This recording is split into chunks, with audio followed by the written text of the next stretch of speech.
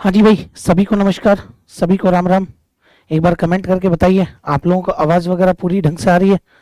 Audio video visible है क्या भाई? सभी एक बार फटाफट से कमेंट करके बताइए। ऑडियो एंड वीडियो आपके विजिबल है या नहीं है? एक बार फटाफट से बता दीजिए आप लोग यहाँ पर। हाँ जी, ऑडियो एंड वीडियो आपको प्रॉपर दिख रहा है या नहीं दिख रहा है? एक बार आप फटाफट से बताइए। देखें यहाँ पर, हाँ जी, ऑडियो एंड वीडियो विजिबल है या नहीं है? एक बार कमेंट करके बता दो भाई फटाफट से, है ना? हाँ जी, वेरी गुड, बहुत बढ़िया।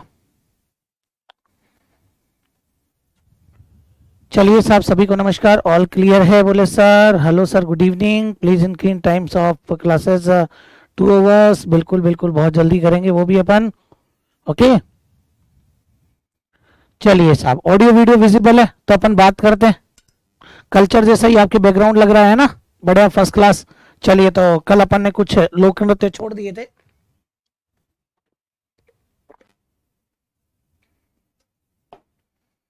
ठीक है ना? पहले उन्हीं पर बात कर लेते हैं भैया। चलिए भैया, कल अपन ने कुछ और आपके कुछ लोक नृत्य छोड़ दिए थे, तो अपन उन्हीं के बारे में पहले एक बार बात कर लेते हैं भाई। सभी लोग ध्यान दीजिएगा यहाँ पर एक एक पॉइंट पर। ठीक है ना? Both working fine. चलिए, तो बात करते हैं अपन यहाँ पर अपने एक एक पॉइंट्स के बारे में। तो सबसे पहले तो आप लोग देखिएगा भाई, अगर अपन यहाँ पर बात करें, मैंने आपको कुछ नृत्यों के बारे में पढ़ा दिया था, कुछ मैंने बेसिक आपको कहा था कि मैं आपको बताऊंगा। जैसे एक आपके पास में आता है गुडला नृत्य। आज वैसे अपन को लोक देवता पढ़ने हैं, लेकिन एक बार आप लोग थोड़ा सा ध्यान रखना आप लोग कि एक अपने पास में आता है आपके गुडला नृत्य। अगर गुडला नृत्य के बारे में बात करें तो देखो आपके क्या क्या प्रश्न बनते हैं भैया। ठीक है ना? गुडला नृत्य के बारे में अगर अपन बात करते हैं तो यहाँ पर आपके क्या क्या प्रश्न बनेंगे, उन पर थोड़ा सा आप लोग ध्यान दीजिएगा भाई, है ना? हाँ जी भाई, सभी बहुत बढ़िया भाई, बिल्कुल एकदम। तो देखो, गुडला नृत्य के बारे में अगर अपन बात करते हैं तो पहले मैं गुडला नृत्य के बारे में आपको एक बेसिक बात बताता हूं यहाँ पर, कि ध्यान से समझना। कि जैसे ये अपने पास में एक क्षेत्र आ जाता है, और ये अपने पास में जो क्षेत्र है इसका नाम है आपके जोधपुर। कौन सा क्षेत्र आ जाएगा? जोधपुर। और जोधपुर के जस्ट बगल में अगर मैं यहाँ पर बात करता हूँ तो ये आपके नागौर वाला क्षेत्र आ जाएगा भाई, है ना? ध्यान रखना, ये आपके कौन सा क्षेत्र आ जाएगा? नागौर। और इधर बात करता हूं तो ये आपके अजमेर वाला क्षेत्र आ जाएगा। समझ गए बात को? अगर इधर बात करता हूं तो ये आपके अजमेर वाला क्षेत्र आ जाएगा। मतलब मैं यहां पर अपनी बात को 3 जगहों पर लेकर के जा रहा हूं। एक तो आपके ये वाला जो क्षेत्र है इसका नाम है आपके जोधपुर। ठीक है ना? अगर ये वाला जो क्षेत्र है इसके बारे में बात करता हूं तो ये आपके अजमेर हो जाएगा। और ये वाला जो क्षेत्र है इसका नाम है आपके नागौर। इन 3 क्षेत्रों के अंदर अगर अपन बात करें तो मैं आपको बता दूं कि यहां पर आपके जो अजमेर है, इस अजमेर के अंदर एक सूबेदार था, और सूबेदार का नाम था भैया मल्लू खां। ध्यान रखना आप लोग, अजमेर के अंदर एक सूबेदार था, और वो जो सूबेदार था उसका नाम क्या हो जाएगा आपके? तो ये जो सूबेदार था इसका नाम था मल्लू खां। पहली बात तो ये ध्यान रखना आप लोग। दूसरे नंबर पर अगर मैं बात करता हूं तो इसका एक सेनापति था, और जो सेनापति था उसका नाम क्या हो जाएगा? तो सेनापति का नाम है आपके गुडले खां। समझ गए मेरी बात को? जो सेनापति है उसका नाम क्या है भैया? तो सेनापति का नाम है आपके गुडले खां। हाँ जी, स्पेन फर्स्ट। हाँ, अच्छा जी। हाँ, और क्या ही चाहिए तुम्हें? स्पेन से तुम्हारे लिए मार्ट साहब बुलाएं, और क्या चाहिए बताओ तुम्हें? हाँ? तो गुडले खां, ये गुडले खां आपके सेनापति हो जाएगा। यहां जोधपुर में अपने एक जगह पड़ती है, ये जो जगह है ना जोधपुर में, नागौर के जस्ट बॉर्डर के पास में, ये आपके है पीपाड़। जोधपुर में एक गांव पड़ता है जिसका नाम है आपके पीपाड़ गांव। अब तो पीपाड़ सिटी बोलते हैं भाई साहब। ठीक है ना? ये आपके पीपाड़ गांव हो जाएगा। हाँ जी। फिर देखो आप लोग यहां पर,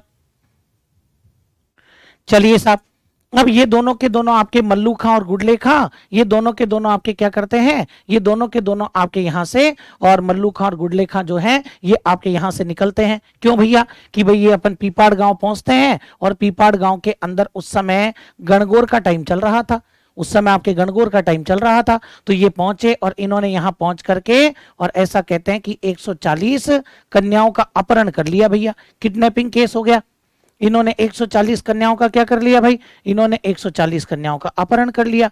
मतलब कि एक तरीके से ये आपके किडनैपिंग केस हो गया भैया।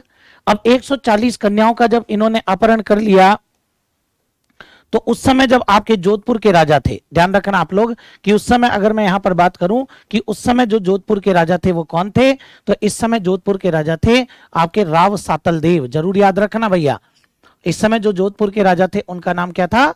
राव सातल देव। तो जब राव सातल देव को इनके बारे में पता लगा, ये तो अपने भैया अपहरण करके सीधे नागौर के अंदर घुस गए, और इधर राव सातल देव ने इनका पीछा किया, और राव सातल देव भी पीछा करके सीधे कहां पहुंच गए? ये भी नागौर के अंदर आ गए। और इनके बीच में इतिहास में एक युद्ध होता है, और वो युद्ध आपके 1492 ईस्वी में हुआ था भैया। जरूर याद रखना, जो मैं युद्ध के बारे में बात कर रहा हूं वो आपके कौन सा युद्ध हुआ था, सबसे पहले तो अपन यही याद रख लें। तो वो इतिहास में एक प्रसिद्ध युद्ध हुआ जिसका नाम है कोसाना का युद्ध। क्या नाम हो जाएगा भैया? तो इतिहास प्रसिद्ध युद्ध हुआ जिसका नाम था आपके कोसाना का युद्ध, जरूर याद रखना। और ये जो आपके कोसाना का युद्ध कब हुआ था भाई? 1492 ईस्वी के अंदर ये कोसाना का युद्ध हुआ।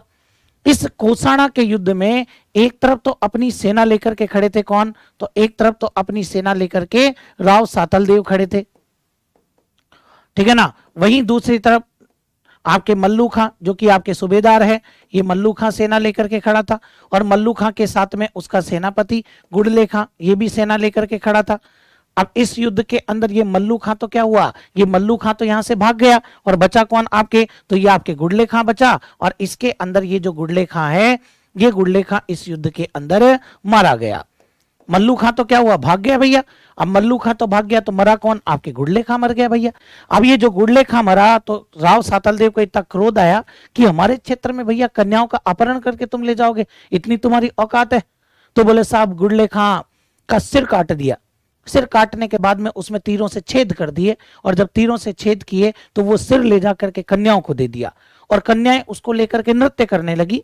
जो कन्याएं थी ना, वो आपके इसको लेकर के क्या करने लग गई? नृत्य करने लगे। और वही नृत्य आपके क्या कहलाया? वही नृत्य आपके गुडला नृत्य कहलाया। मतलब कि ध्यान रखना, और कहा जाता है कि इसी युद्ध के अंदर आपके घायल हो जाने से राव सातल देव आपके वीर गति को प्राप्त हो गए थे भैया, है ना। इसी युद्ध में घायल होने से राव सातल देव वीर गति को प्राप्त हुए। तो देखो आप लोग, गुडला नृत्य कहाँ किया जाता है भैया? तो गुडला नृत्य आपके जोधपुर का फेमस है। बोलो कहाँ का फेमस है? तो ये जो गुडला नृत्य है ना, ये गुडला नृत्य आपके जोधपुर का फेमस है। सबसे अच्छे ध्यान रख लेना आप इस बात को कि ये आपके जोधपुर का फेमस है। जोधपुर बोले तो आपके मारवाड़, समझ गए मेरी बात को? तो ये गुडला नृत्य आपके जोधपुर, जोधपुर बोले तो मारवाड़ का प्रसिद्ध है, सबसे पहली बात। फिर दूसरे नंबर पर अगर मैं बात करता हूं, तो ये जो आपके गुडला नृत्य है ना, ये किसकी स्मृति में किया जाता है? कई लोग बोलते हैं, बोले सर राव सातल वो गुडले खां की स्मृति में। अरे भैया, गुडले खां की स्मृति में नृत्य करेंगे अपन? इतने बुरे दिन आ गए अपने को, गुडले खां को याद करना पड़ेगा है? तो ये ध्यान रखना, ये राव सातल देव की स्मृति में किया जाता है। किसकी स्मृति में करते हैं भैया? तो ये आपके राव सातल देव की स्मृति में किया जाता है। तो ये भी आप लोग अच्छे से ध्यान रखना। फिर ये किया कब जाता है? जिस दिन गुडला महोत्सव मनाते हैं। और गुडला महोत्सव कब मनाते हैं? जिस दिन हम लोग शीतलाष्टमी मनाते हैं, चैत्र कृष्ण अष्टमी। ध्यान रखना, चैत्र कृष्ण अष्टमी, क्योंकि इस दिन आपके जोधपुर में क्या मनाते हैं? इस दिन जोधपुर में गुडला महोत्सव मनाया जाता है। और इसी गुडला महोत्सव के अवसर पर, ये चैत्र कृष्ण अष्टमी के अवसर पर आपके ये नृत्य किया जाता है। किसकी स्मृति में किया जाता है? राव सातल देव की स्मृति में किया जाता है। अरे कैसे किया जाएगा? तो ये नृत्य करने के लिए देखो आप लोग क्या करना पड़ेगा। इस नृत्य को करने के लिए, और अपने जैसे महिलाएं क्या करती हैं भैया? महिलाएं अपने एक मटका लेती हैं। आई बात समझ में? जैसे मान के चलो कि ये क्या हो गया भैया आपके, ये एक मटका इन्होंने ले लिया, ठीक है ना। जैसे मान लो ये मैंने क्या बना दिया यहाँ पर, ये मैंने बना दिया आपके मटका। अब इस मटके के अंदर क्या करेंगी भैया? ये मटका ले लिया। अब इस मटके के अंदर सबसे पहला काम, मटके के अंदर एक दीपक जलाएंगी, ठीक है ना। ये लो साहब, यहां पर मैंने क्या कर दिया, ये आपके इस मटके के अंदर और दीपक जलाएंगी। ये भी याद रखना आप लोग, समझ में आ गई बात? यहां पर ये मटका लिया और मटके के अंदर क्या किया भैया? तो मटके के अंदर एक दीपक जलाया भाई साहब, समझ में आ गई बात? और इस मटके में फिर क्या कर दिए भैया? इस मटके के अंदर छेद कर दिए। तो मतलब कि एक छिद्रित मटका लिया, ध्यान रखना आप लोग कि एक छिद्रित मटका लिया, और इस छिद्रित मटके के अंदर और आपके, और ध्यान रखना, दीपक जलाया। आई बात समझ में? और दीपक जला करके इस मटके को क्या करती है? अपने सिर पर रख लेती है। ये जो मटका है ना, इस मटके को क्या किया जाएगा? ये मटके को अपने सिर पर रखेंगी। ये लो साहब, ये मटका, अब इसको अपने सिर पर रख लेंगी भैया। जैसे मान लो कि ये अपने पास में एक महिला है भाई, ठीक है ना। हाँ, पढ़ाई कर लेना, नहीं तो ऐसी महिला मिलती है भैया फिर। आई बात समझ में? तो ये जरूर याद रखना। तो ये आपके अपने पास में एक महिला है। अब ये महिला क्या करेगी? ये महिला इस मटके को अपने सिर पर रख करके रात्रि में नृत्य करेगी भैया। यही नृत्य आपके क्या कहलाएगा? यही नृत्य आपके गुडला नृत्य कहलाता है। सेकंड ग्रेड परीक्षा में तो ये पूछा गया था यूं की यूं, जैसे मैंने आपको बताया ना, सेकंड ग्रेड परीक्षा में सेम एज इट इज ऐसा का ऐसा पूछा गया था। समझ गए मेरी बात को? तो ये ध्यान रखना। बोले सर क्या लिखना पड़ेगा? तो इसमें लिखना पड़ेगा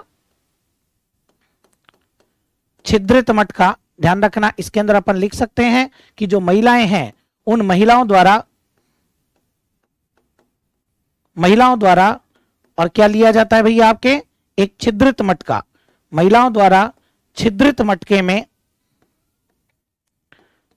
मटके में और दीपक जलाकर, महिलाओं द्वारा छिद्रित मटके में दीपक जलाया जाता है, दीपक जलाकर, तथा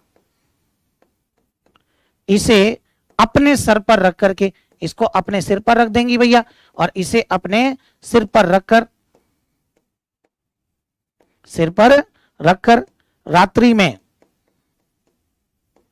रात्रि में नृत्य किया जाता है। आई बात समझ में? ये इसके अंदर सिस्टम हो जाता है भैया, रात्रि में आपके नृत्य किया जाएगा। समझ गए मेरी बात को? तो ये चीज अच्छे से ध्यान रखना।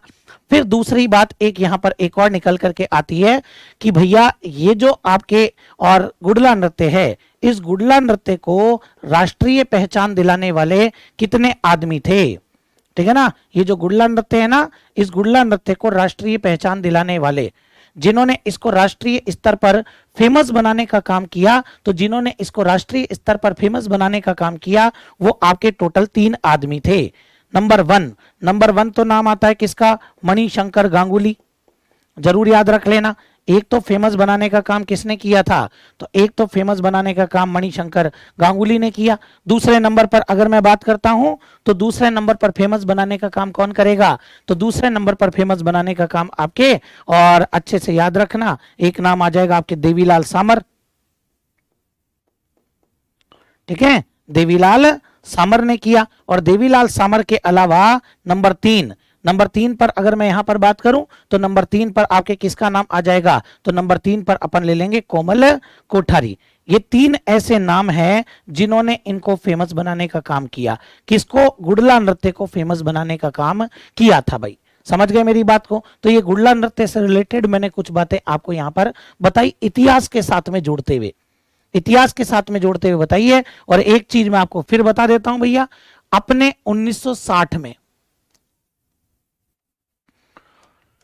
1960 के अंदर एक तो आपके कोमल कोठारी, जरूर याद रखना, एक तो आपके कोमल कोठारी, और कोमल कोठारी के साथ में एक नाम आता है आपके किसका? विजय दान देथा। कोमल कोठारी और कोमल कोठारी के साथ में जो नाम आता है वो है विजय दान देथा। तो कोमल कोठारी और विजय दान देथा दोनों ने मिलकर के और आपके किसकी स्थापना की भैया? तो दोनों ने मिलकर के आपके रूपायन संस्थान की स्थापना की।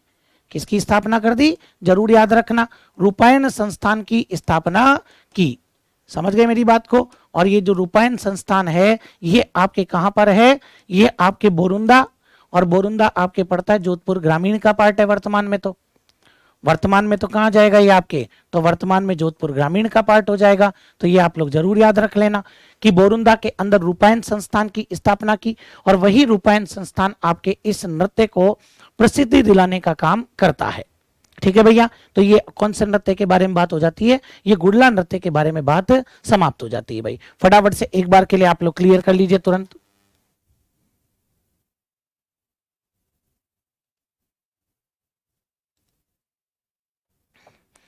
फटाफट से क्लियर कीजिए इसके बारे में।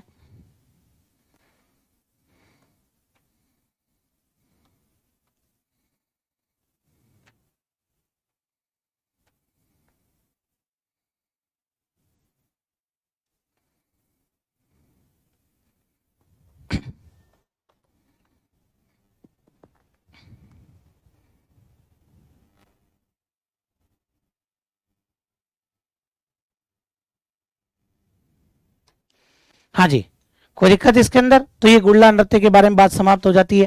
अब इसके बाद में देखो आप लोग गुड़ला नृत्य के बाद में अपन आगे बात करते हैं, तो यहां पर ध्यान से फिर सुनिएगा आप लोग। अब मैं कुछ वो नृत्य बता देता हूं जो आप लोगों को केवल और उनके स्थान याद रखने हैं, बस वो चीज आप लोग थोड़ा देखना। जैसे कि अगर मैं बात करूं, आप लोगों को पता होना चाहिए गरबा नृत्य, ठीक है ना, गरबा नृत्य। तो गरबा नृत्य के बारे में इतना सा याद रखो कि ये गरबा नृत्य आपके कहाँ किया जाएगा, तो ये मूलतः गुजरात में किया जाता है। ये जो गरबा नृत्य है ये आपके मूलतः गुजरात का लोक नृत्य है। सबसे पहले तो आप यही याद रखना कि ये मूलतः आपके गुजरात का लोक नृत्य है। अपने कहां पर किया जाएगा, अपने राजस्थान के अंदर डूंगरपुर एवं बांसवाड़ा, अपने राजस्थान में ये किया जाता है आपके डूंगरपुर एवं बांसवाड़ा के अंदर किया जाएगा।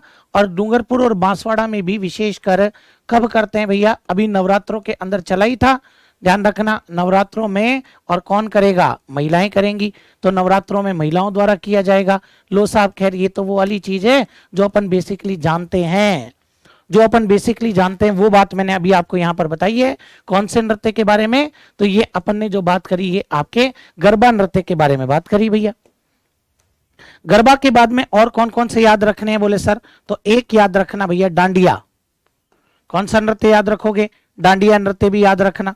डांडिया के बाद में अगर मैं और आगे बात करता हूं, तो डांडिया के बाद में एक याद रखना आप लोग पैंजन, ठीक है ना, पैंजन नृत्य भूलना मत भाई इसके बारे में भी। पैंजन के बाद में एक आपको याद रखना है हरणो ऑब्लिक लोवड़ी नृत्य, हरणो ऑब्लिक लोवड़ी नृत्य, तो ये भी जरूर याद रखना आप लोग अच्छे से कि हरणो ऑब्लिक लोवड़ी नृत्य। फिर इसके बाद में अगर मैं देखूं तो एक आता है झांझी नृत्य, ये केवल अपने को स्थान याद रखने भैया, झांझी नृत्य याद रख लेना। फिर ऐसे ही अगर मैं बात करता हूं तो एक आता है कानूड़ा नृत्य, कानूड़ा नृत्य आ जाएगा। एक आपके कानन नृत्य आ जाएगा। कानूड़ा के बाद में अगर अपन देखें तो एक अपने पास में कानन नृत्य आ जाएगा। इन सब के स्थान याद रखना है ना। ऐसे ही देखो एक आपके पास में आ जाता है रासतुड़ा नृत्य, रासतुड़ा नृत्य। ऐसे ही देखो एक आपके पास में आ जाएगा। और अगर मैं बात करता हूं तो यहां पर रण नृत्य, नृत्य का नाम ही क्या है भैया, रण नृत्य। सुगनी नृत्य जरूर याद रखना, सुगनी नृत्य। ये थोड़े थोड़े भाई इनके स्थान जरूर याद रखना। सुकर नृत्य, ठीक है ना। मोहिली नृत्य, मोहिनी नहीं है मोहिली है भैया, है ना, मोहिली नृत्य। और ऐसे ही एक नाम अगर और बताऊं तो यहां पर आपके आ जाता है हिंडोलिया नृत्य, हिंडोलिया नृत्य। लो साहब, इन सभी के बारे में अपने को याद होना चाहिए भाई, है ना।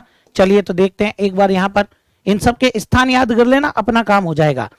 डांडिया नृत्य मारवाड़, पहली बात तो ये याद रखना कि डांडिया अपने मारवाड़ में किया जाता है। और सबसे गजब की बात यह है कि आप लोगों को लगेगा कि डांडिया नृत्य स्त्री और पुरुष दोनों करते हैं, लेकिन अपने राजस्थान के अंदर ये डांडिया पुरुष प्रधान है। ये आप लोग जरूर याद रखना कि मारवाड़ के अंदर ये पुरुषों द्वारा किया जाता है, तो अपने राजस्थान के अंदर ये कैसा हो जाएगा, अपने राजस्थान में ये पुरुष प्रधान नृत्य माना जाएगा। समझ गए होंगे मेरी बात को यहां पर। फिर इसके बाद में देखो पैंजन नृत्य। अरे पैंजन नृत्य आपके कहां किया जाएगा, तो ये विशेषकर बांसवाड़ा, बांसवाड़ा मतलब मैं कह सकता हूं कि अगर बांसवाड़ा नहीं हो तो वागड़ क्षेत्र माना जाएगा भैया। और वागड़ क्षेत्र में भी कब करेंगे भैया, दीपावली पर। और दीपावली पर करेंगे कौन, दीपावली पर पुरुष करेंगे। कहते हैं कि महिलाओं के वस्त्र पहनकर करते हैं, दीपावली पर पुरुष करेंगे, वो भी कहा जाता है कि महिलाओं के वस्त्र पहनकर करते हैं। समझ गए मेरी बात को। फिर हरणो या लोवड़ी नृत्य, बस चेंजेज क्या करना, उदयपुर, बांसवाड़ा की जगह क्या आएगा, उदयपुर। करेंगे कौन, अच्छा मतलब कि कब किया जाएगा, ये भी आपके दीपावली पर करेंगे। करेंगे कौन, बच्चों द्वारा, बच्चे करते हैं इस नृत्य को, समझ गए। फिर देखो झांझी नृत्य, सीधे लिखना मारवाड़ का फेमस है। ये झांझी कहां का फेमस है भैया, मारवाड़ का। कानूड़ा कहां का फेमस है, चौहटन बाड़मेर का, ठीक है ना। कानूड़ा के बारे में अगर अपन बात करते हैं तो कानूड़ा आपके चौहटन बाड़मेर का फेमस है, गलती मत करना।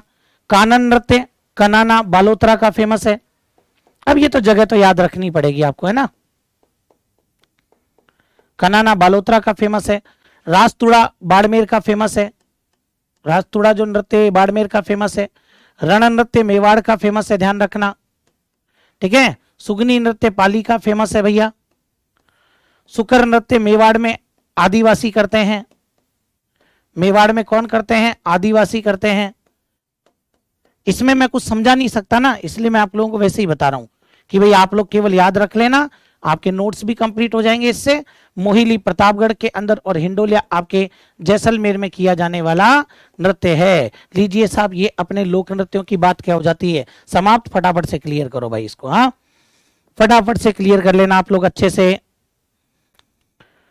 और बताइए कोई दिक्कत? बाकी मैंने आपको लगभग लगभग जितने भी मेरी तरफ से नृत्य मुझे पता थे वो सारे के सारे मैंने आपको बता दिए हैं, तो ज्यादा लोड लेने की जरूरत ही नहीं है इसके अंदर, ठीक है।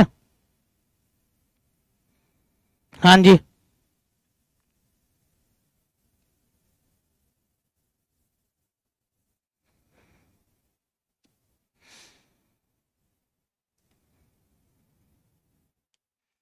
भले ही चाहे आप एक याद रख लेना इसके अंदर, चोगोला चोगाला चोगोला डूंगरपुर में करते हैं, तो यहाँ एक और लिख देता हूं मैं आपके लिए कि भाई अगर आपको लगता है तो एक और आप लोग याद रख लेना, चोगोला। और ये चोगोला नृत्य ये डूंगरपुर का है भैया। हालांकि ये तो पूछता नहीं है रे, फिर भी तुम्हारी किस्मत खराब और मान लो पूछ ले तो जरूर याद रखना। समझ गए बात को? चलो कमेंट करके बताओ डन, तब तो मैं आगे बढ़ूं। फटाफट से कमेंट करके बताइए। हाँ जी,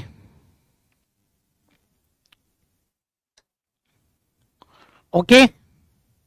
अर्जुन बैच और तक्षशिला, हाँ किसकी क्लास है सर जी? ज्योग्राफी की क्लास भी लाइव है अभी। ये तो तक्षशिला बैच है, अर्जुन बैच में ज्योग्राफी चल रही होगी आपके, ठीक है ना? हाँ जी, अर्जुन में ज्योग्राफी चल रही होगी, ये तो तक्षशिला बैच है भैया। तुमको क्या पढ़ना है ये तो तुम ही डिसाइड करोगे ना। हाँ जी, चलिए तो ये अपने और नृत्यों के बारे में बात क्या हो जाती है, समाप्त हो जाती है। जैसे देखो एक चीज मैं आपको वैसे बता देता हूं। अब यहां पर अपन एक चीज ले लेते हैं, कथक। किसके बारे में बात करेंगे अपन यहां पर? तो एक अपन यहां पर बात करते हैं कथक के बारे में, कि ये जो कथक नृत्य है, बोले सर आपने बताया तो था लेकिन आपने इसके बारे में और डिटेल से नहीं पढ़ाया था, तो बोले लगे हाथ इसको भी पढ़ा ही दीजिएगा।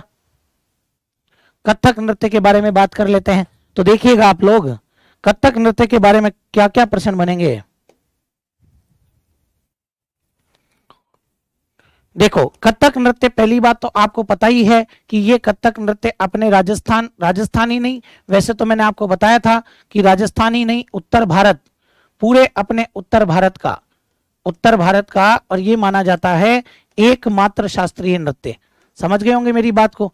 ये पूरे उत्तर भारत का एकमात्र शास्त्रीय नृत्य माना जाता है। सबसे पहली बात तो आप ये याद रख लेना भैया, ये जो कथक है ये आपके राजस्थान ही नहीं अपितु पूरे उत्तर भारत का एकमात्र शास्त्रीय नृत्य माना जाता है। इसके प्रश्न बनेंगे तो क्या बनेंगे? बोले सर एक तो ये बता दो कि इसका आदिम घराना कौन सा है। एक तो ये ध्यान रख लेना कि आदिम घराना कौन सा है। दूसरे नंबर पर पूछेगा कि इसका वर्तमान घराना कौन सा है, जो वर्तमान में बड़ा फेमस है भाई साहब। आदिम मतलब कि पुराना, और वर्तमान में कौन सा फेमस है। फिर इसके प्रवर्तक भी बता ही दो लगे हाथ, कि इसको प्रारंभ करने वाले कौन थे, इसके प्रवर्तक भी याद रख लेना भैया आप लोग।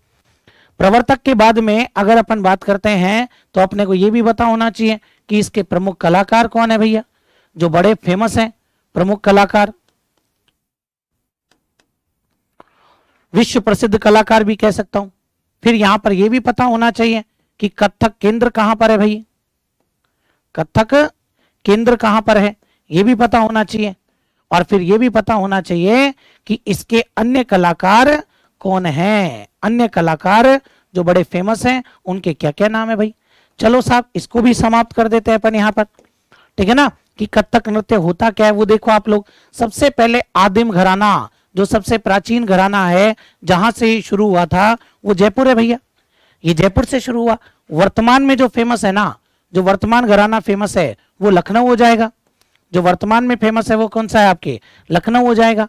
इसके प्रवर्तक कौन है भैया, तो इसके प्रवर्तक देखिएगा आप लोग, इसके प्रवर्तक हो जाएंगे आपके भानु जी। इसके प्रवर्तक कौन हो जाएंगे, तो इसके प्रवर्तक भानु जी हो जाएंगे।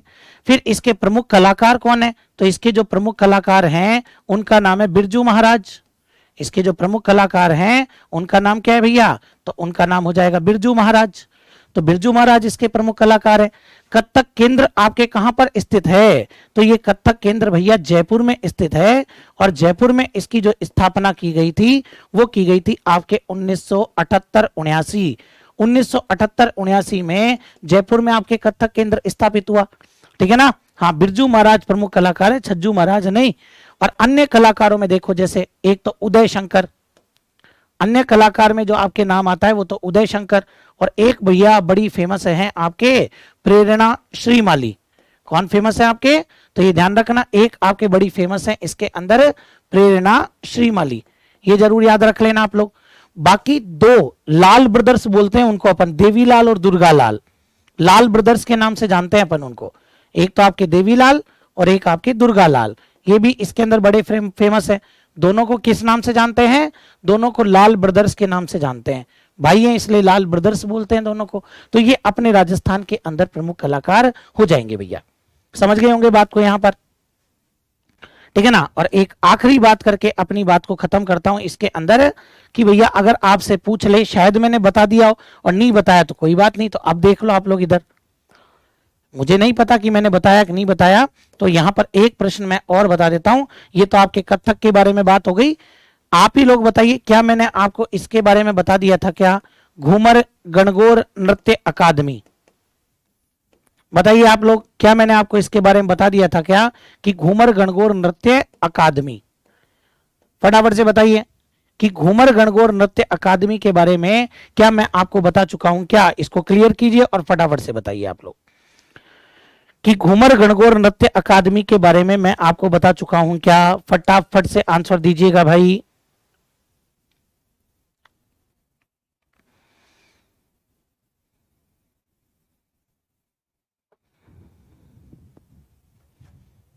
फटाफट बताइए।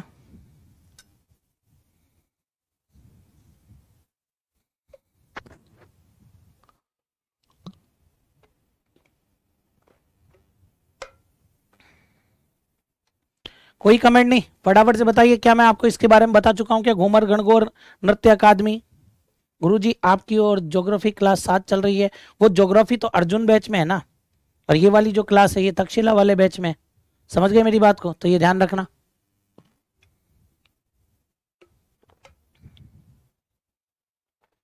डन, अच्छा नहीं बताया था, चलो कोई बात नहीं, तो अब बता देता हूं भैया।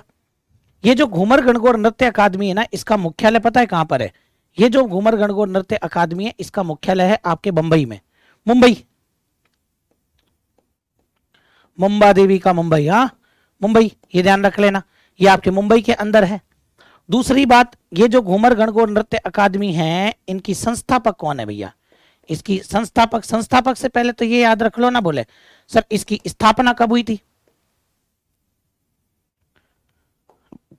ठीक है, तो अपने को ये पता होना चाहिए सर इसकी स्थापना बता दो पहले, तो स्थापना के बाद में फिर बात करूंगा मैं संस्थापक कि इसकी संस्थापक कौन है भैया, संस्थापक के बाद में बात करूंगा मैं इसके अंदर कि ये जो आपके घूमर गणगौर नृत्य अकादमी है इसका उद्देश्य क्या है, क्या उद्देश्य है, किस उद्देश्य से स्थापना की गई थी। चलिए कोई बात नहीं, स्थापना 1985, ध्यान रखना 1985 में स्थापना हुई।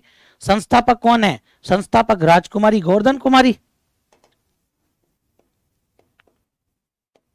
राजकुमारी गोवर्धन कुमारी, तो इन्होंने आपके इसकी स्थापना की थी, राजकुमारी गोवर्धन कुमारी ने इसकी स्थापना की, तो ये भी आप लोग याद रख लेना। और फिर इसके बाद में उद्देश्य क्या है, उद्देश्य है घूमर एवं चरी नृत्य को संरक्षण प्रदान करना, घूमर एवं चरी नृत्य को संरक्षण, आई बात समझ में, ये इसका मुख्य उद्देश्य हो जाएगा। लो साहब ये भी जरूर याद रखना, घूमर गणगौर नृत्य अकादमी, अर्जुन बैच वाली हमें नहीं पढ़नी क्या सर जी, ठीक है ना, अर्जुन बैच वाली अभी नहीं पढ़नी है आपको, अगर आप लोग मेंस दे रहे हैं ना तो प्रॉपर आप लोग उधर पढ़े, समझ गए। चलिए साहब फटाफट से इसको भी आप लोग क्लियर कर लो, ये मेरी तरफ से लोक नृत्य का चैप्टर ही क्या हो गया, समाप्त हो गया भैया। कोई भी दिक्कत हो तो बोल दो अब आप लोग, चाहो तो कथक नृत्य का एक नाम जरूर लिख लेना, मंगलमुखी नृत्य, याद आ गया मुझे, इसको मंगलमुखी नृत्य भी कहते हैं, ठीक है ना, चाहो तो इसका नाम लिखना मंगलमुखी नृत्य, दैट्स ऑल। बोलो आप लोगों को कोई चीज नृत्य से संबंधित कोई बात करनी हो, ये मेरी तरफ से आपके नृत्य वाली बात क्या हो जाती है, कंप्लीट हो जाती है। चलिए साहब,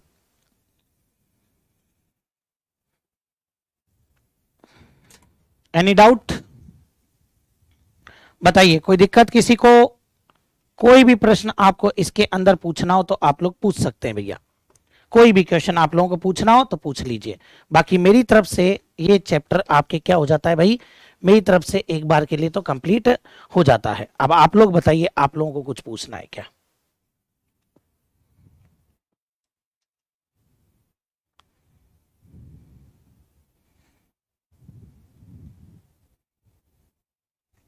आगे बढ़ूं फिर?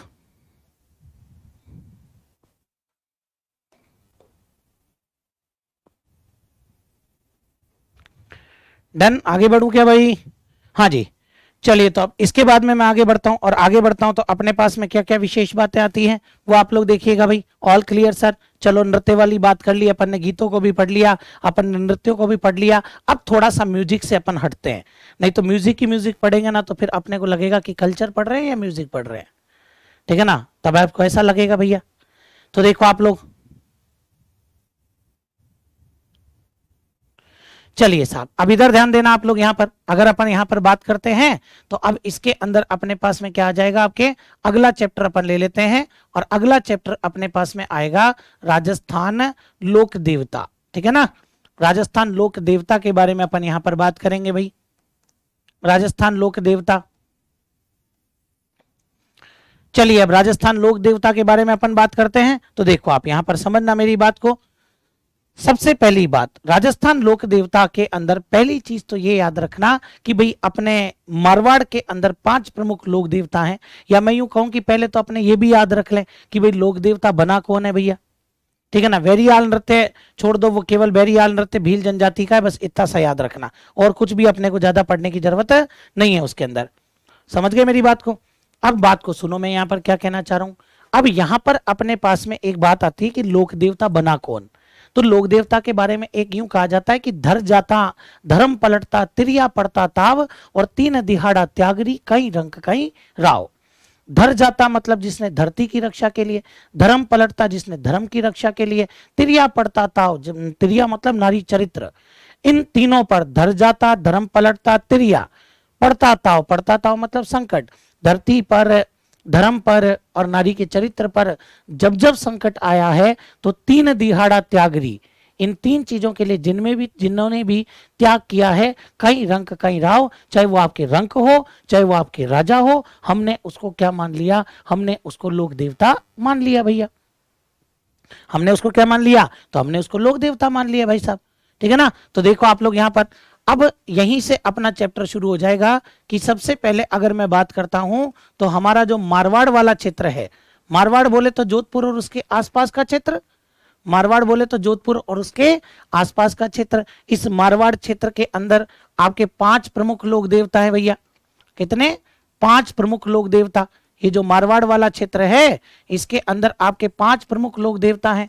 बोले सर इसमें तो बहुत सारे लोक देवता हैं, फिर आप 5 ही क्यों बता रहे हो भाई? तो देखो आप लोग इनके बारे में भी, ये जो 5 प्रमुख लोक देवता हैं इनके बारे में कहा जाता है कि इनकी जो पूजा है ना वो आपके हिंदू भी करते हैं और इनकी पूजा आपके मुस्लिम भी करते हैं। तो ये जरूर ध्यान रखना, हिंदू एवं मुस्लिम दोनों द्वारा इनकी क्या की जाती है, दोनों द्वारा इनकी पूजा की जाती है। तो इसीलिए हिंदू भी पूजा करते हैं इनकी तो, और इनकी पूजा मुस्लिम भी करते हैं। वाह सर, ऐसी डेफिनेशन हमने कभी नहीं सुनी, तो ये ध्यान रखना। तो भाई हिंदू और मुस्लिम दोनों पूजा करते हैं इनकी, इसीलिए इनको क्या कहा गया, इसीलिए इनको इतिहास के अंदर पंचपीर कहा गया। क्या कहा गया भाई? इसीलिए इनको इतिहास के अंदर पंचपीर कहा गया। हम लोग ये तो पढ़ लेते हैं कि लोक देवता, भाई अपने देवता तो हनुमान जी, राम जी, विष्णु जी, ये सब है ना, फिर ये और लोक देवता कहां से आ गए? तो ये हमने हमारे लोकल लोगों को हमने हमारे क्या मान लिया, देवता माना। क्यों? उनके कर्मों की वजह से। कर्म क्या थे मैंने बताया ना, कि धर जाता धर्म पलटता तिरिया पड़ता ताव, और तीन दिहाड़ा त्यागरी कई रंग कई राव, ठीक है ना? तो देखो आप लोग, पंचपीर मान लिया इनको अपन ने। अब पंचपीर मान लिया इनको अपन ने, तो इन पंचपीर के अंदर आपके कौन कौन शामिल है भैया? तो पंचपीर के अंदर देखो आपके कौन कौन शामिल है।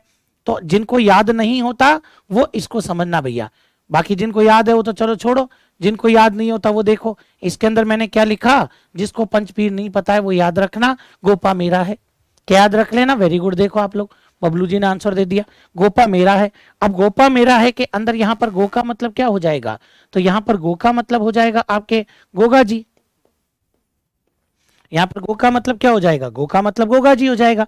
फिर यहाँ पर पा का मतलब क्या हो जाएगा, तो यहाँ पर पा का मतलब आपके पाबू जी हो जाएगा। इसमें भी कोई दिक्कत नहीं है, गो का मतलब गोगा जी और पा का मतलब पाबू जी। फिर मे का मतलब क्या बनेगा, तो मे से बनेगा आपके मेहा जी। मे से किसका नाम आ जाएगा, तो मे से आपके मेहा जी का नाम आ जाएगा। वहीं पर रा से आपके रामदेव जी का नाम आ जाएगा। अगर हम रा से बात करते हैं तो रा से आपके रामदेव जी का नाम आएगा। और है से नाम आ जाएगा आपके हड़बू जी। है से आपके किसका नाम आएगा, तो है से आपके हड़बू जी का नाम आ जाएगा। तो ये ध्यान रखना आप लोग कि मारवाड़ क्षेत्र के अंदर 5 प्रमुख लोक देवता हैं जिनका फॉर्मूला क्या है आपके गोपा मेरा है। क्या हो जाएगा भैया, गोपा मेरा है। गोगा जी, पाबू जी, मेहा जी, रामदेव जी और हड़बू जी। तो ये चीज अपने को याद रखनी पड़ेगी। और ये 5 प्रमुख लोक देवता क्यों हैं, क्योंकि इनकी पूजा हिंदू भी करते हैं तो इनकी पूजा मुस्लिम भी करते हैं। समझ में आई बात यहाँ पर। तभी तो देखो हम लोग जैसे अपने घर में कोई शुभ काम होता है ना, तो हम लोग किसको याद करते हैं, पहले गणेश जी। अपने कार्ड पर भी लिखवाते हैं कि विघ्न हरण मंगल करण गणनायक गणराज प्रथम निमंत्रण आपको पूर्ण कीजिए काज। वैसे ही आप लोग ध्यान रखना कि भाई मारवाड़ क्षेत्र के अंदर गणेश जी के साथ साथ पंचपीरों को भी याद किया जाता है। और पंचपीरों को जब याद किया जाता है तो यहाँ पर क्या लिखा जाता है, तो देखो आप लोग यहाँ पर, तो जब पंचपीरों को याद करते हैं तो कहा जाता है कि पाबू हड़बू रामदेव। देखना इधर क्या लिखा जाता है भैया, तो पंचपीरों को याद करते हैं तो कहा जाता है कि पाबू हड़बू रामदेव, पाबू हड़बू रामदेव मांगलिया मेहा, पाबू हड़बू रामदेव मांगलिया मेहा, मांगलिया मेहा। और पांचों पीर पधार जो, पांचों पीर पधार जो, सबको निमंत्रण देते हैं शुभ काम के अंदर कि पांचों पीर पधार जो गोगा जी जे हाँ, पांचों पीर पधार जो गोगा जी जे हाँ। तो ये ध्यान रखना आप लोग कि पाबू हड़बू रामदेव मांगलिया में हाँ और पांचों पीर पधार जो गोगा जी जे हाँ। ये अपने राजस्थानी संस्कृति में मारवाड़ क्षेत्र के अंदर जब भी कोई शुभ काम करते हैं तो अपन लोक देवताओं को आमंत्रित करते हैं। भैया समझ गए मेरी बात को यहाँ पर, तो ये चीज याद रखना। बोले सर इसमें 5 लोक देवता आ गए, बिल्कुल 5 लोक देवता आ गए। देखो आप लोग, सबसे पहले पाबू जी आ गए, फिर आपके हड़बू जी आ गए, फिर रामदेव जी आ गए, फिर मेहा जी मांगलिया आ गए और फिर आपके गोगा जी आ गए। ये तो खैर मैं क्या कह रहा हूं, ये चीज तो कब काम आए, जब कोई आरएस मेंस लिखे ना, तो जब आपके पूछा जाए तो ये दोहा लिख सकता है इंप्रेशन झाड़ने के लिए, जिससे उसको लगे कि ये कल्चर से टच है भैया आदमी। नहीं तो ध्यान रखना आप लोग, वैसे तो अपन यही काम आएगा, गोपा मेरा है, गोगा जी, पाबू जी, मेहा जी, रामदेव जी और हड़बू जी। बताओ कोई दिक्कत इसके अंदर? फटाफट से आप लोग इसको भी एक बार के लिए क्लियर कीजिएगा भाई, फटाफट से इसको भी आप लोग एक बार के लिए क्लियर कर लीजिए भैया।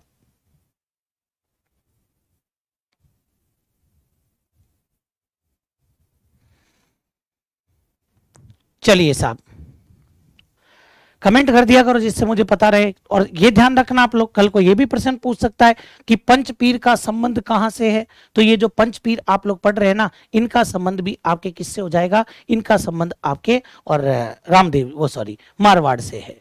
चलिए साहब अब एक एक के बारे में डिस्कस भी तो करना है अपने को। जब अपन एक एक के बारे में डिस्कस करते हैं तो सबसे पहला अपने पास में जो नाम आता है ना, वो आपके किसका नाम आ जाएगा। सबसे पहले अगर मैं यहां पर बात करता हूं तो सबसे पहला नाम मेरे पास आता है रामदेव जी। लोक देवता जिनका नाम है रामदेव जी, तंवर, तंवर वंशी राजपूत इनको माना जाता है। तो ये आपके रामदेव जी तंवर का नाम सबसे पहले आता है। अपन जो लोक देवताओं के बारे में बात कर रहे हैं उसमें नंबर 1 जो अपन यहां पर पढ़ेंगे वो रामदेव जी तंवर के बारे में पढ़ेंगे। ये तो तंवर मैंने लिख दिया रे कि ये आपके क्या हो जाएंगे, ये आपके तंवर वंशी राजपूत है, इसलिए मैंने यहां पर तंवर लिख दिया भाई। लेकिन अगर इनके प्रश्नों के बारे में बात करें, क्या क्या प्रश्न रामदेव जी को लेकर के बनते हैं परीक्षा के अंदर, वो देखो आप लोग भाई। सबसे पहले रामदेव जी को लेकर के जो प्रश्न बनते हैं ना, उनके अंदर सबसे पहली बात तो ये याद रख लेना आप लोग कि ये जो रामदेव जी हैं इन्हें कहा जाता है भैया कृष्ण का अवतार। क्या कहेंगे इन्हें? सबसे पहली बात तो यही याद रखना कि इन्हें कृष्ण का अवतार कहा जाता है। शुरुआत यहीं से कर दीजिएगा भाई, इन्हें कृष्ण का अवतार कहते हैं, ध्यान रखना। दूसरे नंबर पर अगर मैं बात करता हूं तो दूसरे नंबर पर बात करूं तो यहां पर ये याद रखना आप लोग कि ये जो हैं इनको अपन ने क्या कह दिया भैया, ये आपके तंवरवंशी राजपूत है। ये जो रामदेव जी हैं ये आपके क्या हो जाएंगे भैया, ये आपके तंवरवंशी राजपूत हो जाएंगे। समझ गए मेरी बात को? लो साहब, ये भी अपने को याद रखना पड़ेगा। अब इनका बेसिक इंट्रोडक्शन, अब इनके बेसिक इंट्रोडक्शन पर बात करते हैं भाई। तो देखो आप लोग, इनका बेसिक इंट्रोडक्शन आपके क्या हो जाएगा भाई, ठीक है ना, कि इनका एक बेसिक इंट्रोडक्शन अपन यहां पर ले लेते हैं। तो देखो बेसिक इंट्रोडक्शन में बोले सर सबसे पहले तो ये बताना कि इनका जन्म कब हुआ था, सबसे पहली बात, वेरी गुड। फिर जन्म के बाद में अपन बात करेंगे इनका जन्म स्थान क्या है भैया, तो वो जन्म स्थान भी अपने को पता होना चाहिए। जन्म स्थान के बाद में अपन को पता होना चाहिए कि इनके पिता का क्या नाम है भाई साहब, ठीक है ना। पिता के बाद में बात करते हैं तो इनकी माता का क्या नाम हो जाएगा, तो ये भी अपने को पता होना चाहिए, माता का क्या नाम है। फिर अपन बात करते हैं कि इनकी पत्नी का क्या नाम है भैया, ठीक है ना, तो पत्नी के बारे में बात करेंगे। पत्नी के बाद में अगर अपन बात करते हैं तो इनके भाई का क्या नाम है, ये भी अपने को पता होना चाहिए। भाई के बाद में देखो अपने को पता होना चाहिए कि इनके गुरु का क्या नाम है। और इसके बाद में मैं बात करूंगा कि ये जो रामदेव जी हैं इनके पास में एक घोड़ी है और उस घोड़ी का क्या नाम है, ठीक है ना, सॉरी इनके पास तो घोड़ा है, तो इनके पास में जो घोड़ा है उसका क्या नाम है। चलिए साहब, तो ये सारे छोटे छोटे क्वेश्चन बनते हैं अपने, ये सीधे प्री के, एसआई के, जूनियर अकाउंटेंट वगैरह जो भी आप लोग कंपटीशन की तैयारी करते हैं ना, उन सब के क्वेश्चन आपके यहां से सीधा बनता है कि रामदेव जी को किसका अवतार कहा, तो रामदेव जी को कृष्ण का अवतार कहा। अब भैया देखो इधर आप लोग क्या क्या प्रश्न बने। सबसे पहले जन्म, अरे जन्म में आप ये मत बताओ कि जन्म कब हुआ था, ठीक है ना, आप लोग मतलब कि हिंदी तिथि याद रखो। क्या क्या याद रखना आपको, इसके अंदर आपको हिंदी तिथि याद रखने की जरूरत है। समझ गए मेरी बात को? और हिंदी तिथि अगर अपने से पूछे तो भैया वो महीना था भाद्रपद का। कौन सा महीना? भाद्रपद के महीने के शुक्ल पक्ष में इनका जन्म हुआ था, भाद्रपद शुक्ल द्वितीया। इनका जो जन्म हुआ था वो भाद्रपद शुक्ल द्वितीया को हुआ था। आई बात समझ में? पहली बात तो यही याद रख लेना कि भाद्रपद शुक्ल द्वितीया को जन्म हुआ। जन्म हुआ कहां पर था भैया, तो जन्म हुआ था आपके उंडू कश्मीर, ठीक है ना। इनका जो जन्म हुआ था ना वो आपके उंडू कश्मीर करके एक जगह पड़ती है, वहां पर इनका जन्म हुआ था। आई बात समझ में? चलिए साहब, एक मिनट के लिए भाई क्लियर करना आप लोग है, बाड़मेर में जगह पड़ती है आपके उंडू कश्मीर, तो वहां पर इनका क्या माना जाता है, तो वहां पर इनका जन्म माना जाता है भाई। समझ गए होंगे आप मेरी बात को यहां पर? हाँ जी,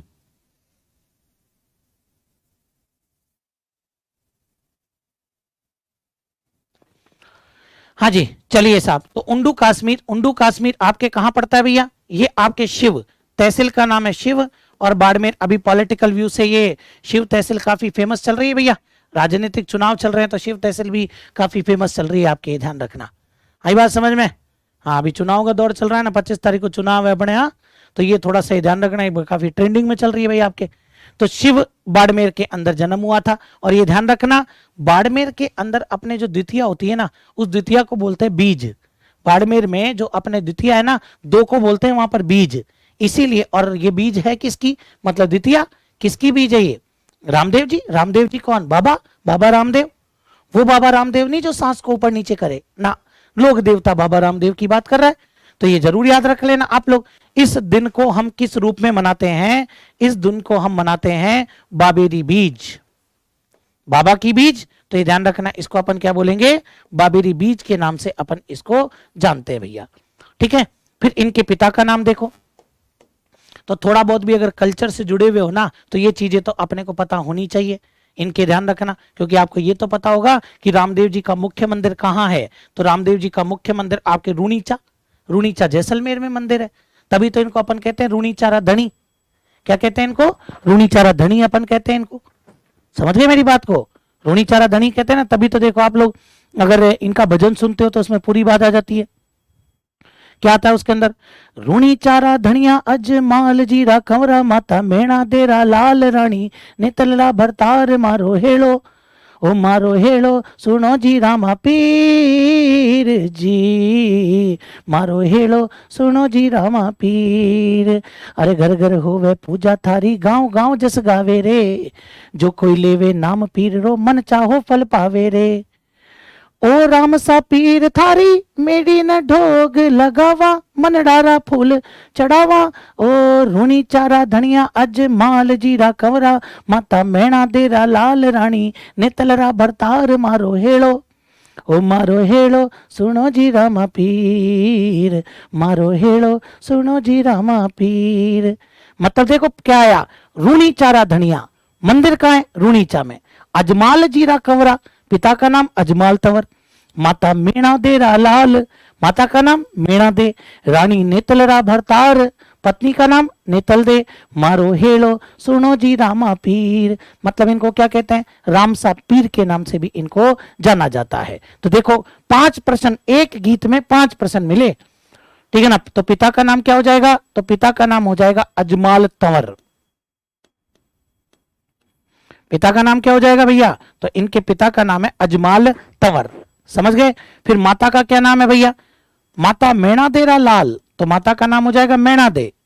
रानी नेतलरा भरतार, भरतार का मतलब पति, नेतल के भरतार हैं, तो भैया पत्नी का नाम है नेतल दे। और इधर सुनिएगा जरा, ये जो नेतल दे है ये कहाँ की थी, ये जो नेतल दे है ये कहाँ की थी भाई, तो ये नेतल दे जो है ये आपके अमरकोट है ना, अमरकोट। और अमरकोट कहाँ पड़ता है रे, अमरकोट पाकिस्तान के अंदर पड़ता है भैया, ठीक है ना, अमरकोट पाकिस्तान के अंदर पड़ता है। तो अमरकोट के जो आपके राजा थे, अमरकोट के राजा का नाम था दलय सिंह सोडा। क्या नाम हो जाएगा, तो अमरकोट के जो राजा थे उनका नाम था दलय सिंह सोडा। उन दलय सिंह सोडा की ये पुत्री थी, दलय सिंह सोडा जो है, उन दलय सिंह सोडा की ये क्या हो जाएंगी, पुत्री। तो अमरकोट के राजा दलय सिंह सोडा की पुत्री थी, मतलब सोडा राजवंश से थी, ये ध्यान रख लेना आप लोग, समझ गए। वेरी गुड, बहुत बढ़िया रामचंद्र जी, बहुत गजब। हाँ जी, फिर देखो भाई का क्या नाम है भैया, अगर भाई के बारे में बात करते हैं तो भाई का नाम है वीरमदेव।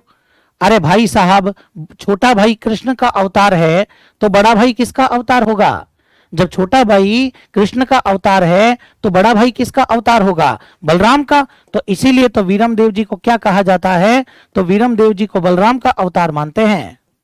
वीरमदेव जी को किसका अवतार मानेंगे भाई, तो वीरमदेव जी को बलराम का अवतार माना जाता है, तो ये भी भूलिएगा नहीं। फिर गुरु का नाम क्या है, गुरु का नाम बालीनाथ हो जाएगा भाई। इनके जो गुरु हैं, इनके गुरु का नाम है बालीनाथ।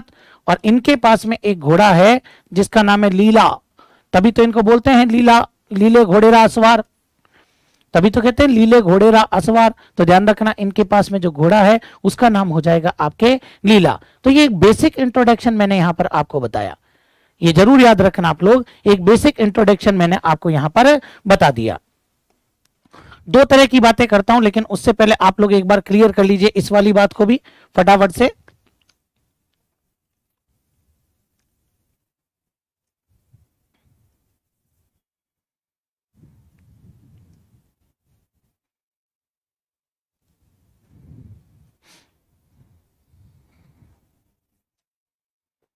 हाँ जी, डन। चलिए साहब, तो अब देखो यहां पर 2 चीजें मैं आपको बताऊंगा, यहां पर ये आपने क्लियर कर लिया होगा। अब यहां पर 2 चीजें देखो कौन कौन सी अपने को याद रखनी है भैया, 2 चीजें जो अपने को विशेषकर याद रखनी है।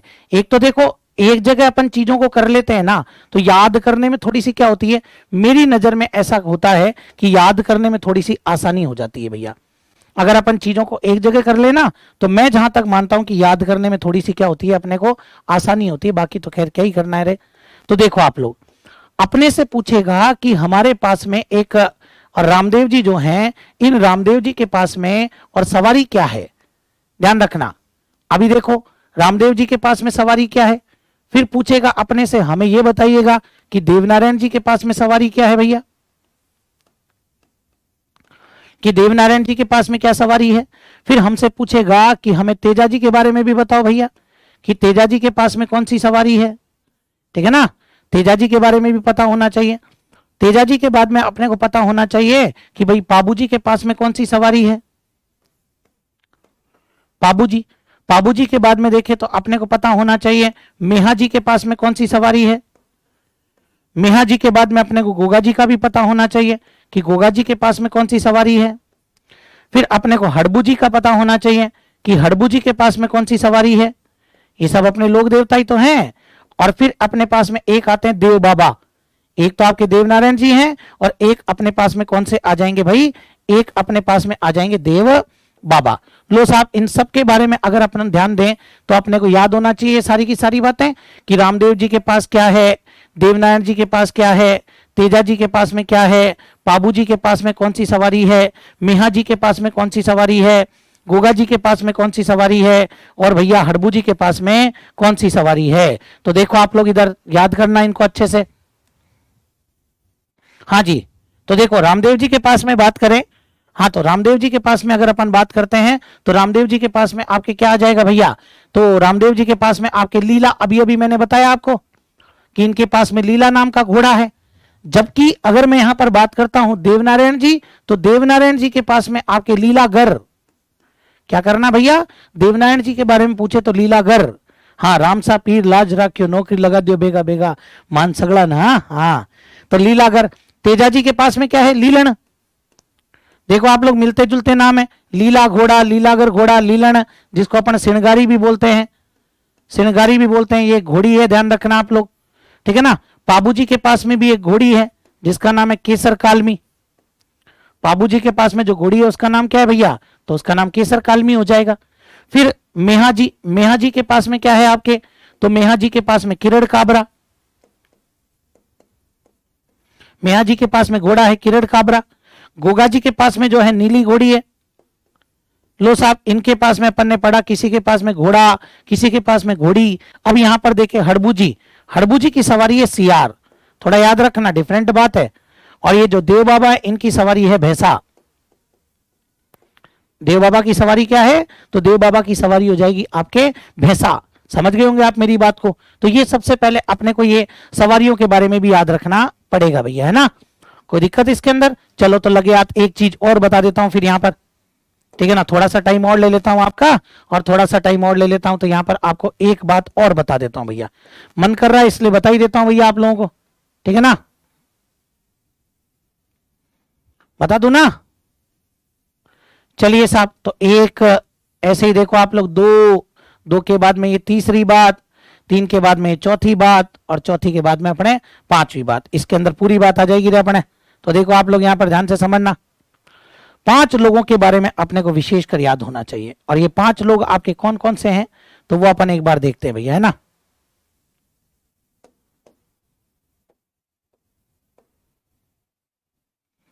चलिए तो देखिएगा आप लोग, इन 5 लोगों के बारे में अपन यहां पर बात करेंगे भाई। ये 5 लोग अपने पास में कौन कौन से हैं भैया। अपन अवतारों की बात करते हैं ना, अवतारों की, ठीक है ना। तो अवतारों में देखो अपने से क्या क्या पूछ सकता है वो, हमें तो ये बताओ भैया कि कृष्ण का अवतार कौन, सबसे पहली बात कि कृष्ण का अवतार किसे माना जाए।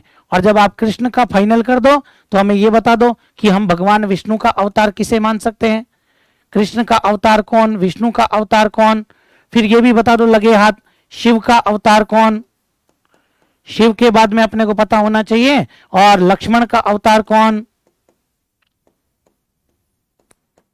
और लक्ष्मण के बाद में अपने को पता होना चाहिए शेष नाग का अवतार कौन। तो ये 4 क्वेश्चन बनते हैं आपके अवतारों से, ठीक है ना। शेष नाग का अवतार कौन, तो ये 4 क्वेश्चन आपके और अवतारों से बनते हैं, सुन लेना आप लोग। सबसे पहले कृष्ण का अवतार, तो कृष्ण का अवतार कौन हो जाएगा भैया, कृष्ण का अवतार अपन किसको माने, तो कृष्ण का अवतार मैंने आपको बता दिया रामदेव जी, ठीक है ना। वैसे भी राम कृष्ण की जोड़ी होती है, राम कृष्ण की जोड़ी, तो रामदेव जी को कृष्ण का अवतार। विष्णु का अवतार कौन, अरे देव, देव यानी भगवान, नारायण यानी विष्णु, तो जो आपके देवनारायण जी हैं इन्हें हम लोग विष्णु का अवतार मानेंगे, ठीक है।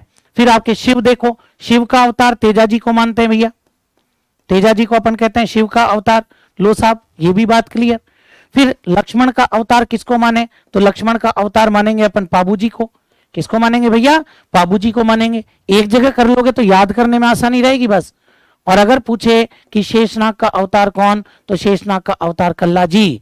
लो साहब, ये मैंने आपको अवतार भी बता दिए, कमेंट करके बताओ आप लोगों को कोई दिक्कत इसके अंदर, फटाफट से कमेंट करो रे भाइयों। ठीक है ना, ये वाली चीज याद रखना, इधर मैंने आपको जो बताया ये याद रख लेना आप लोग, ठीक है। चलिए साहब, एनी डाउट? चलिए तो फिर ये आज अपन ने कुछ बातें करी, कल अपन इसको वापस एक बार चैप्टर को लेकर के लोक देवताओं के चैप्टर में आगे बढ़ेंगे, ठीक है ना। चलिए साहब, तो आज के लिए इतना ही बहुत है अपने, आज मंगलवार हो गया, कल से हो सकता है कि आपके राजस्थान इतिहास की क्लास में शुरू कर दूं, ठीक है ना। कल से हो सकता है कि राजस्थान इतिहास की क्लास में आपके शुरू कर दूं, ठीक है। चलिए तो आज के लिए अपन इतनी बात करेंगे, तो आज के लिए आपको बहुत बहुत धन्यवाद, कल फिर मुलाकात करेंगे, तब तक के लिए जय हिंद, जय भारत।